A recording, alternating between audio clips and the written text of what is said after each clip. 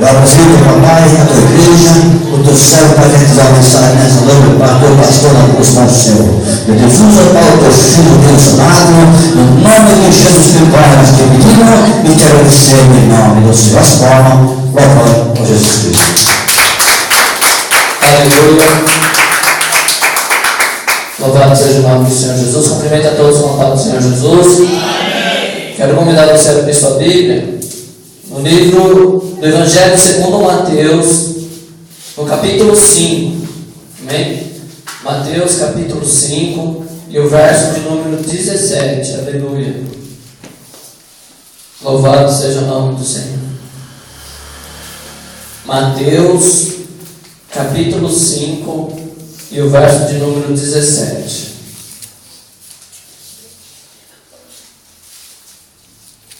Louvado seja o nome do Senhor.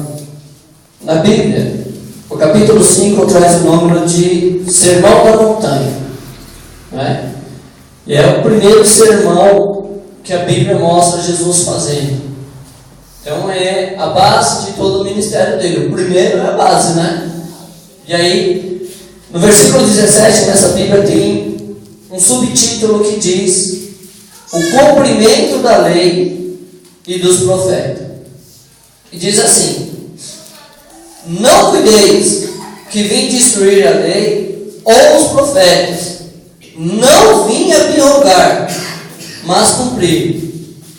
Porque em verdade vos digo que até que o céu e a terra passem, nem um jota ou um tio se omitirá da lei, sem que tudo seja cumprido. Qualquer, pois, que violar um destes menores mandamentos e assim ensinar aos homens, será chamado o menor no reino dos céus. Aquele, porém, que os cumprir e ensinar, será chamado grande no reino dos céus. Porque vos digo que se a vossa justiça não exceder a dos escribas e fariseus, de modo nenhum entrareis no reino dos céus. Amém? A igreja pode tomar assento. Louvado seja o nome do Senhor. Nós temos ouvido muitas coisas acerca de muitos assuntos dentro da igreja cristã nos últimos dias.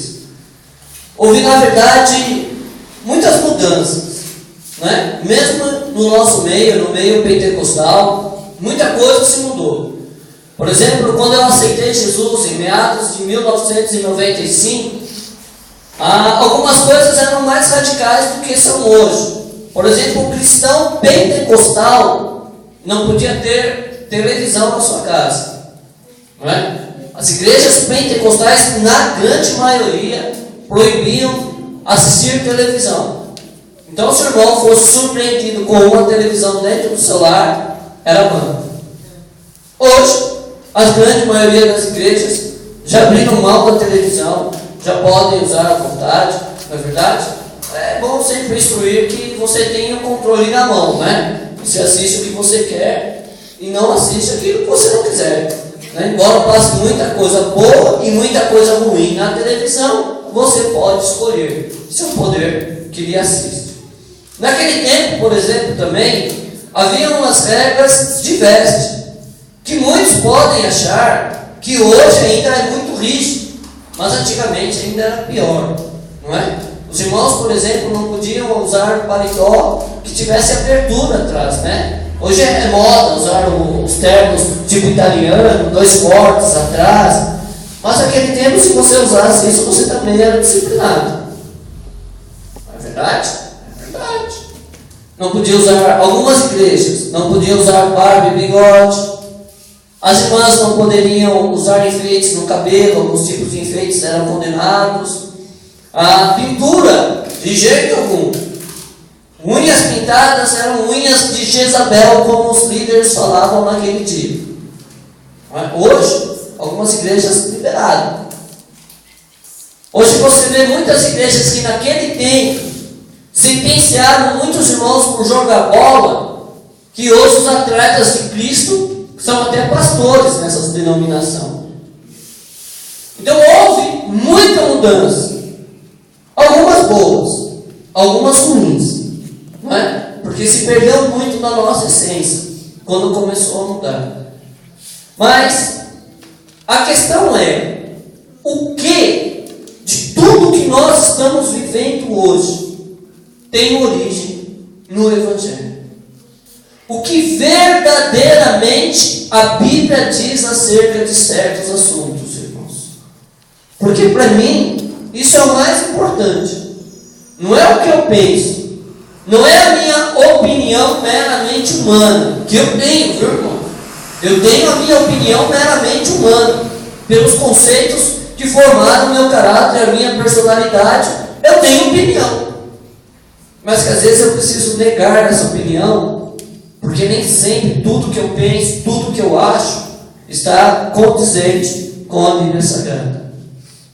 Não é? Por exemplo, alguém pisa na bola, alguém falha em alguma coisa que era de responsabilidade dele, e o desejo é, o primeiro pensamento é, corta-se, elimina, não quer fazer, tem outro para fazer. Mas Jesus pensa assim de nós. Será que a vontade de Deus é que seja assim? Então a gente precisa saber qual é a vontade de Deus.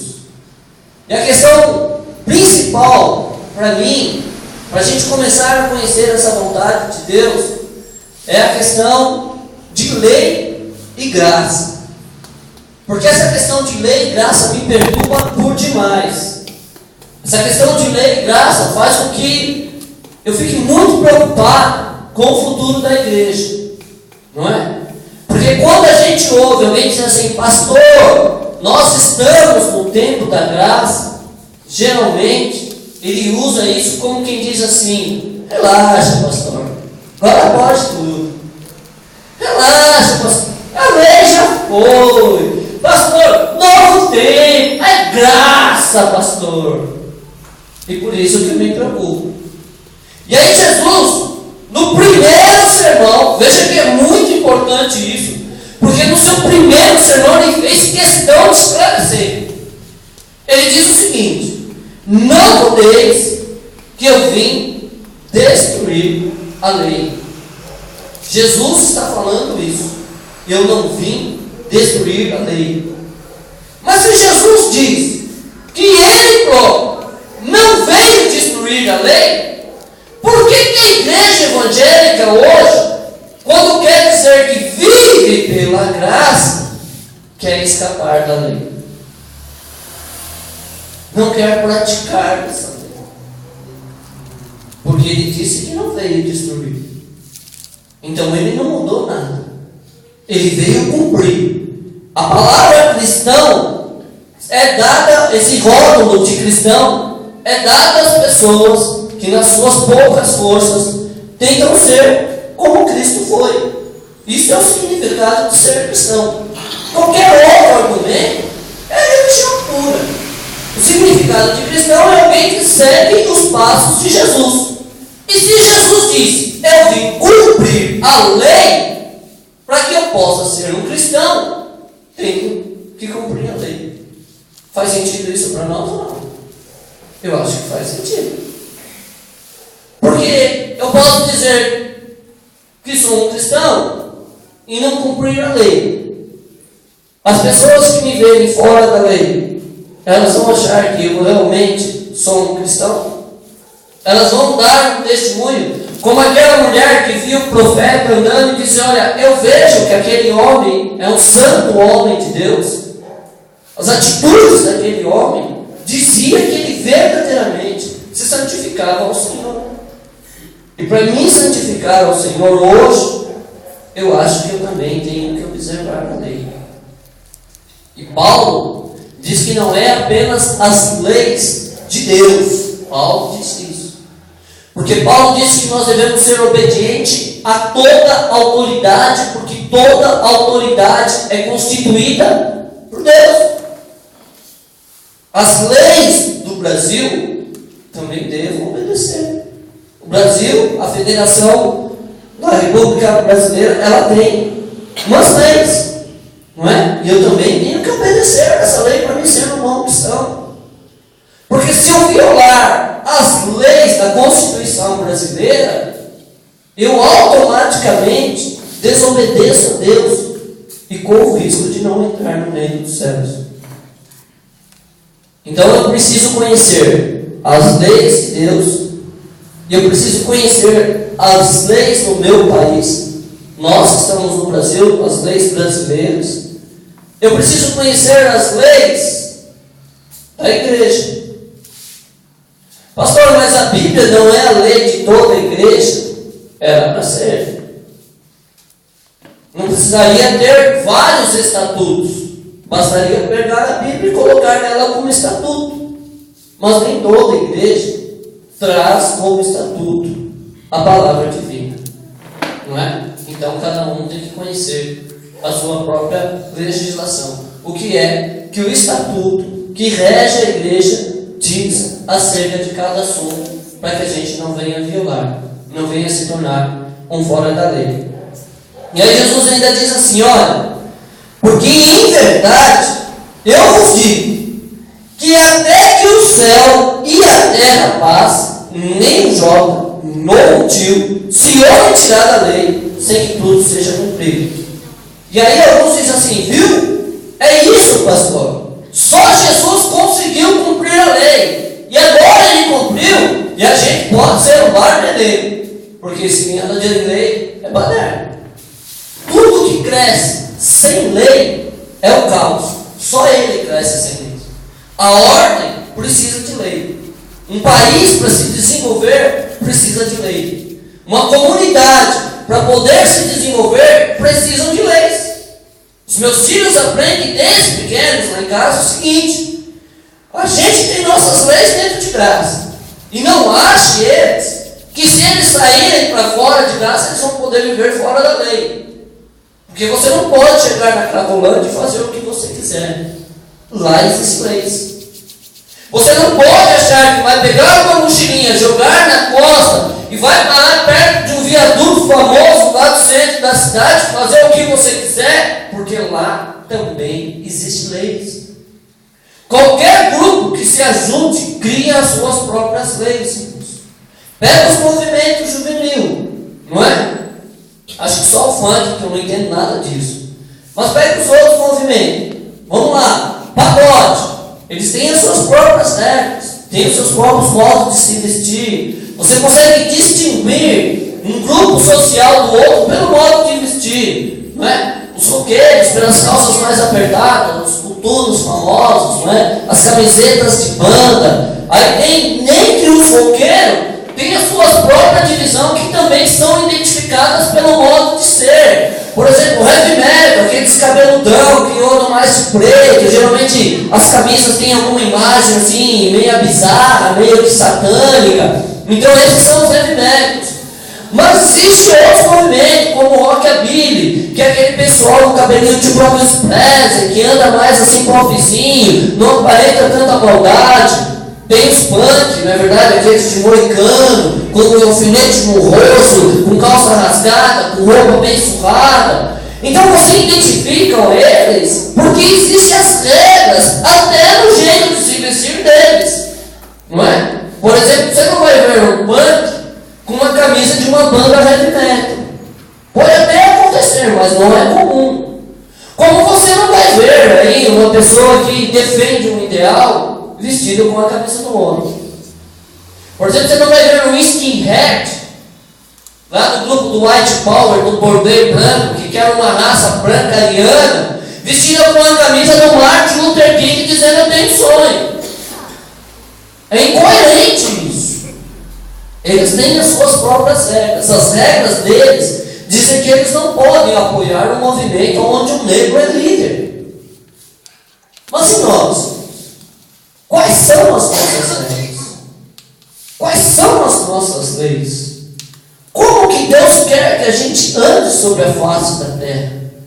Como que nós podemos ser identificados como servos de Deus? Paletó e gravata, será que seria isso? É um caminho. A grande maioria das igrejas cristãs adotaram o terno, gravata, como a indumentária do homem, como as vestes que um homem deve usar. Não é verdade? Mas só isso não basta, porque político usa paletó e gravata. E eu não quero ser comparado com político de jeito nenhum. Não é? Então só o terno, só a gravata, só a camiseta branca não basta. Tem que ter algo mais. A gente precisa ter essas leis. Que na verdade o próprio Deus diz que o povo lá fora, eles irão nós obedecendo as leis de Deus. E eles vão dizer, não é nós, é eles que vão dizer, que não existe um povo com leis tão boas e justas. Só nós temos leis boas e justas. Só os cristãos podem ter isso. Não existe outra lei que seja melhor ou mais justa do que a Bíblia Sagrada. E ele ainda diz assim, no verso 19: qualquer coisa que violar um desses menores mandamentos e assim ensinar aos homens, será chamado menor no reino dos céus.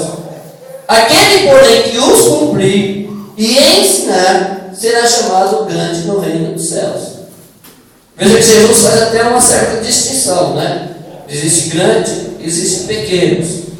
E ele usa os pequenos, que geralmente as coisas pequenas nós não damos valor. Ele diz assim, ó, qualquer que violar um desses pequenos mandamentos, não são os grandes, os pequenos mandamentos, e ensinar, também vai ser considerado pequeno no reino dos céus. Porém, se você guardar e ensinar, vai ser chamado grande. Existe um erro muito grande dentro da igreja evangélica acerca da eternidade. Porque nós não vamos sair daqui para um clube de campo. O reino eterno não é uma área de lazer, não é uma casa de recuperação, não é um clube de férias, não é nada disso. É um reino. E se é um reino, existem certas divisões nesse reino. A Bíblia diz que nós seremos recompensados segundo as nossas obras. E se é um reino, tem uma legislação lá também, que deve ser observada. Não é? Então, veja aqui, quem ensinar a não guardar o mandamento vai ser pequeno. Quem guardar e ensinar vai ser grande. Porque se sabe guardar aqui na terra, vai saber guardar na eternidade. E aí fica essa pergunta também às vezes. Quando você for para o reino do céu, você vai querer ser o quê?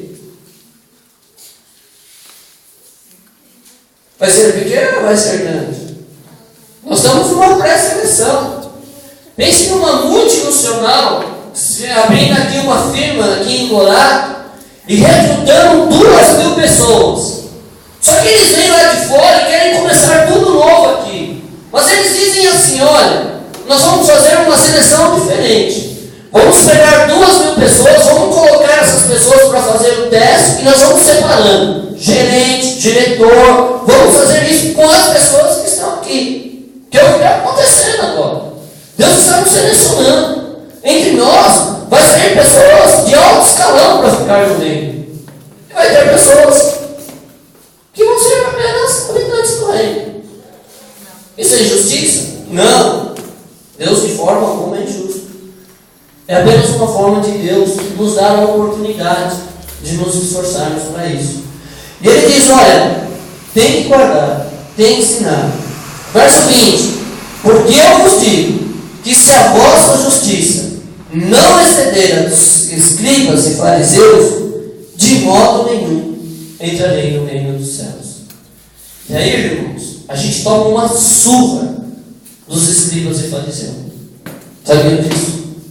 Se nós formos hoje, se Jesus viesse hoje, dissesse assim, olha, quero ver quem vai entrar no céu ou não. Vamos pegar os escribas, ver o que esses homens fazem.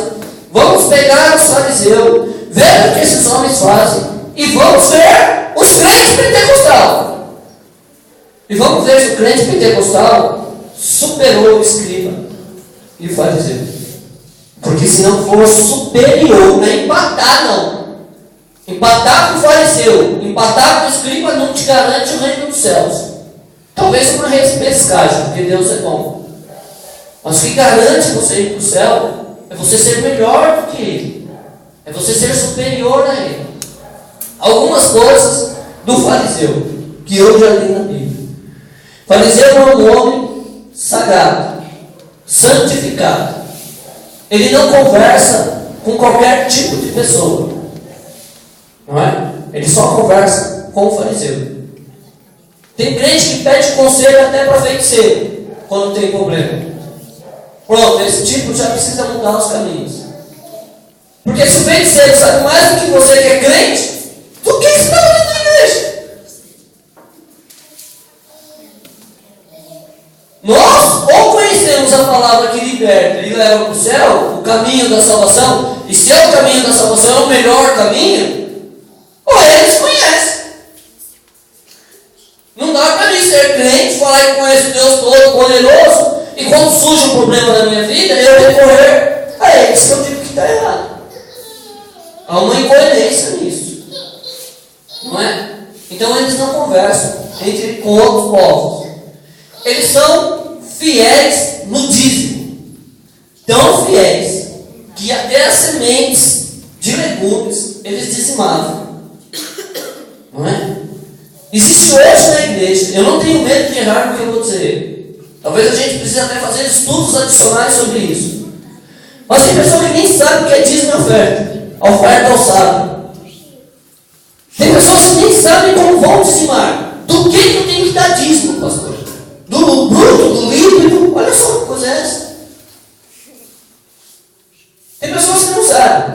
E infelizmente, não vou assumir a culpa, até não tenho autoridade deles, mas em Deus eu posso fazer, pedir perdão à igreja.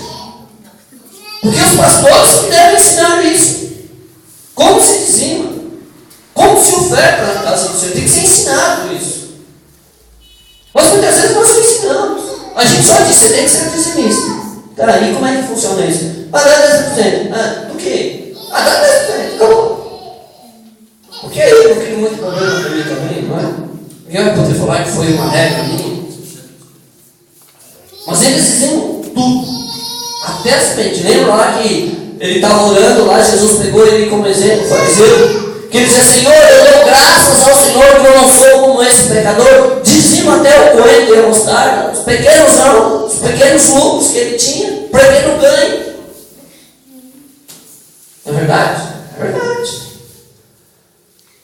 E aí eu ganho de presente R$50. Mas não é do salário. Mas não é ganho. Não é lucro.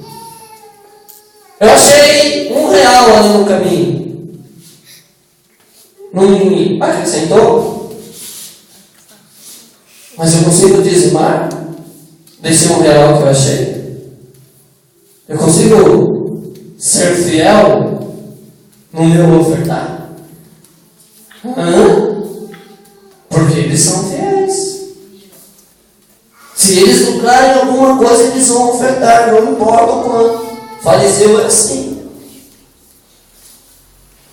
Fariseu é reconhecido à distância pelas suas vestes. Pelas suas vestes. Eles são reconhecidos à distância. Eles trazem as longas franjas com as escrituras do texto sagrado. Será que nós conseguimos ser reconhecidos à distância também? Tá bom, vai. É muita modernidade, pastor. Eles não tinham lá marca de grife para usar, não é? Eles não tinham moda, pastor, mas eles mudavam o seu modo de vestir para serem identificados, como eu falei das tribos juvenis aqui, à distância. Será que nós já estamos superando eles? Agora existe uma outra coisa que fariseu faz muito bem, que a igreja evangélica às vezes apanha. Oração. Eles oram, viu, irmãos? O fariseu gosta de orar. Tem os horários certinhos lá. E nem precisa ser fariseu, né? Se pegar um muçulmano, ele já bate em nós que dá $1 de ir por UTI. O muçulmano tem um horário certinho das suas orações. E posição para orar. Não importa aonde ele esteja, deu o horário da oração, ele vai se prostrar e vai orar. Eles não são incluídos nessa lista de julgamento, mas eles batem em nós e dá vergonha. É o Brasil perdendo de 7-1 na Alemanha. Vergonhoso. E se nós estivéssemos jogando em oração, crente muçulmano, nós estaríamos tendo a mesma vergonha hoje. Não é? A ordem do culto. Culto de fariseu é uma coisa fantástica. Eles reverenciam a Deus. Eles sabem que a casa de Deus é casa de oração. Às vezes, na igreja evangélica, as pessoas não sabem o que estão na casa de Deus. Às vezes, dentro da igreja evangélica, acontece cada coisa na hora do culto que não entende, não é, crianças? Que a hora do culto é para cultuar, não é para ter conversa secular. Não é para falar de mais nada a não ser o respeito a Deus, a adoração a Deus. Culto de fariseu não é assim, irmãos. Uns têm salmos, um tem doutrina, um tem a palavra, tudo com ordem e com decência. E se nós não formos superior a eles, não entraremos. Está aqui no verso 20. De modo nenhum. Não tem acordo. Sem jeitinho brasileiro. Sem chegar lá e dizer, ô Senhor, como eu era bonitinho lá, hein? Você nem sabe que show que eu fazia quando eu pregava lá. Jesus vai dar assim, larga a mão, você descarado, rapaz. Pode ir para lá que eu não te conheço. Então é muito sério essas coisas. Aí Jesus ele vai pegar. Nós não lemos, mas eu vou ler algumas coisas aqui. E ele vai mostrar a diferença entre lei e graça. E eu quero que vocês prestem muita atenção. Se vocês quiserem abrir a partir do verso 21, lá do capítulo 5 de Mateus, para acompanhar, para ver que o pastor não está mentindo, para ver que o pastor não está enganando, para ver que o pastor não está trazendo uma visão contra a palavra de Deus. Confira aí. Diz assim o verso 21. Ouviste o que foi dito aos antigos? Lei. Tá? O que foi dito aos antigos é a lei. Não matarás, mas qualquer que matar será réu de juízo. Isso é lei. Se você matar, você vai ser julgado, você vai ser réu, para que possa dar a sua sentença. Verso 22. Eu, porém, vos digo, isso é graça, é Jesus dizendo, isso é graça, que qualquer que sem motivo se encolerizar contra seu irmão será réu de juízo, e qualquer que dizer a seu irmão raca será réu de sinédrio, qualquer que lhe dizer louco será réu do fogo do inferno. Isso é graça. Veja que na lei eu preciso ser bom de tiro, atirar no irmão espelhedião lá e ele cair sem vida, para que eu possa ser condenado. Isso é lei. Na graça, se eu falar algo com agressividade contra o irmão espelhedião, com todo respeito do irmão espelhedião, se eu disser, irmão espelhedião, suba um pouco, isso é graça, já me fiz condenado. Isso é graça. Veja que a lei eu preciso tirar da vida dele. Na graça, só eu me irritar com ele já basta para ser condenado. Mas vamos lá, verso 23. Portanto, se trouxeres a tua oferta no altar, e aí te lembrares de que teu irmão tem alguma coisa contra ti, deixa bem diante do altar a tua oferta, vai reconciliar-te com ele, depois vem, apresenta a tua oferta. Concilia-te depressa com o teu adversário enquanto está no caminho com ele, para que não aconteça que o adversário te entregue ao juiz, e o juiz te entregue ao oficial e te encerre na prisão. Tem muitos crentes hoje em prisão. Muitos crentes que não conseguem prosperar sua vida, que não conseguem achar nem a alegria da salvação, porque estão presos. E por que estão presos? Porque estão cheios de intrigas, cheios de contendas, cheios de discussões mal resolvidas, cheios de casos, de intrigas, de pelejas mal resolvidos. E Deus está dizendo assim: olha, não quero nem que venha me ofertar. Porque oferta para mim não tem valor se não for feito com um coração puro. Na verdade, para os religiosos do passado, a oferta era um modo de se achegar a Deus. Eu oferto. Qualquer religião tem essa barganha, não é?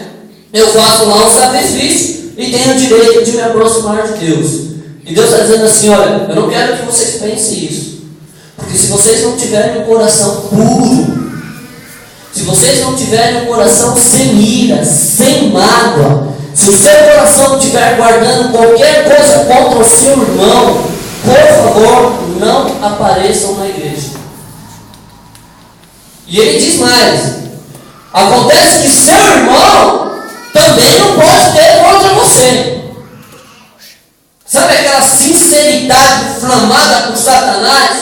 Eu sou assim mesmo, falo mesmo, é assim mesmo. Cuidado, hein? Você pode falar assim mesmo, magoar seu irmão e não poder vir na igreja.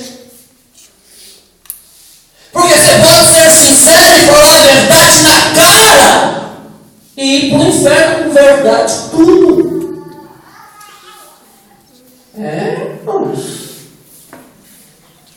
Antes da sinceridade, o amor, a compaixão, a misericórdia. Depois que você tiver amor, compaixão e misericórdia, usa a sinceridade. Mas primeiro aprenda a usar as 3 ferramentas antes.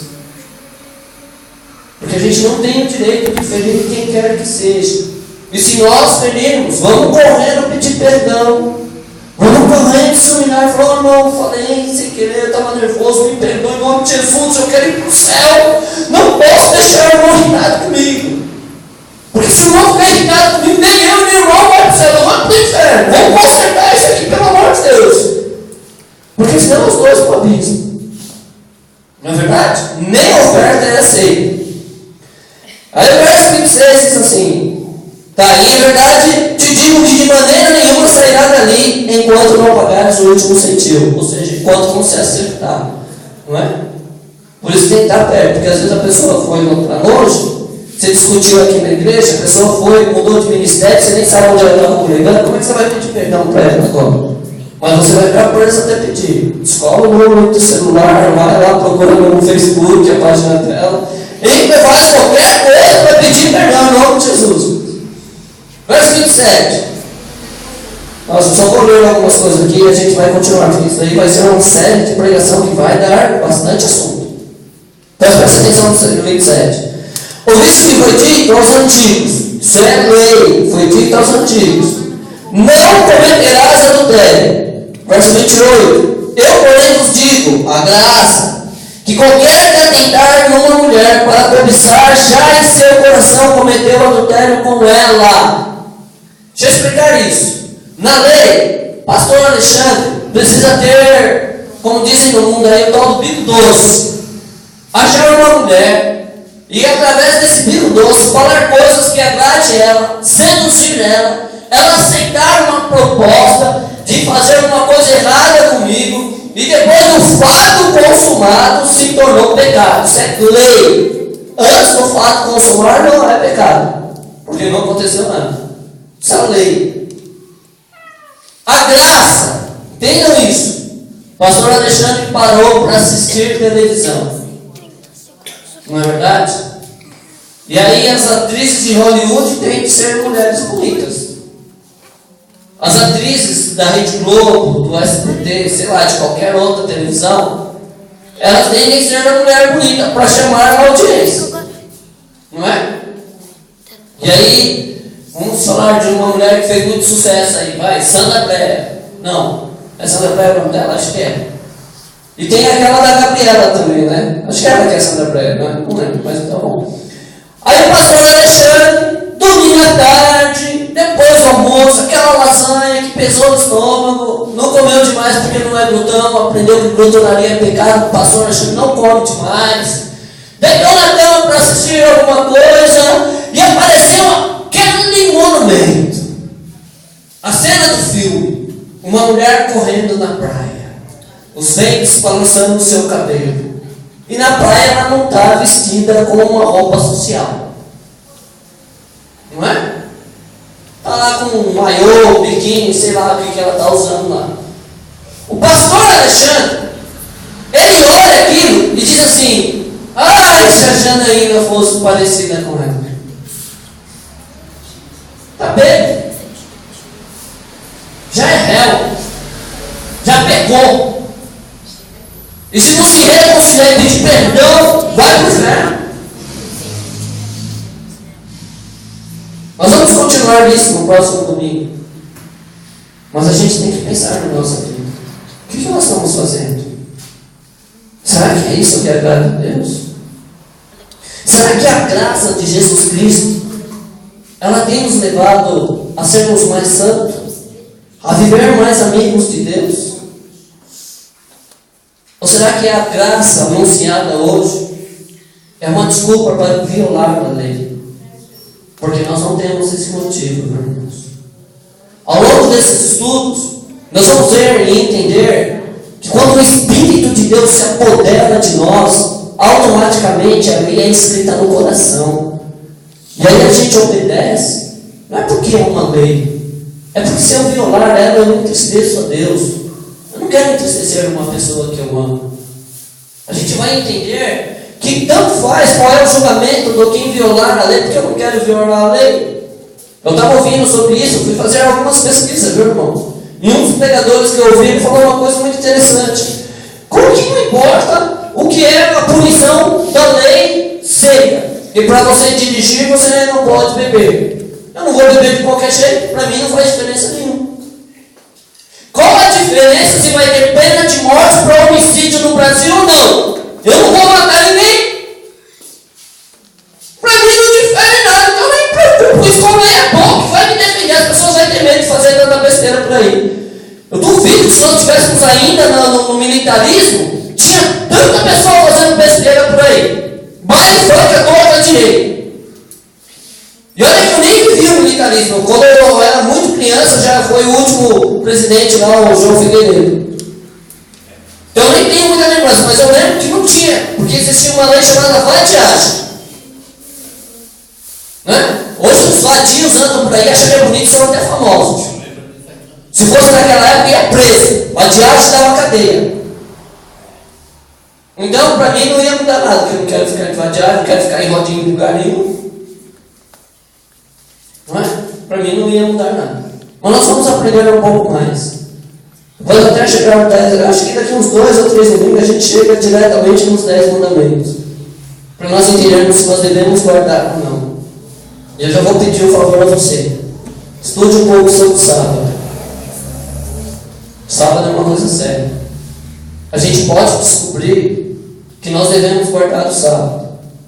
E aí Paulo, ele faz um alerta muito sério. Eu vou fazer esse alerta para vocês. Se alguém não quiser conhecer a verdade da Bíblia sobre o comportamento humano, não venha mais no culto de domingo. Porque Paulo diz assim: melhor é eu não saber, é eu não conhecer, do que uma vez conhecendo, não praticar. Então é sério. É para quem quer ir para o céu. Os próximos cultos de domingo é para quem quer mudar para agradar a Deus. E eu creio que vocês vão ver, todos vocês. Né? A irmã Vitória tem um compromisso lá, mas se quiser vir também, bem-vindo. Né? Mas é uma coisa muito séria, irmãos. Porque a gente pode estar enganado em um ponto aqui, um ponto lá, e precisa corrigir isso para a gente ir ao céu. Amém? Deixa eu dar só alguns avisos importantes aqui.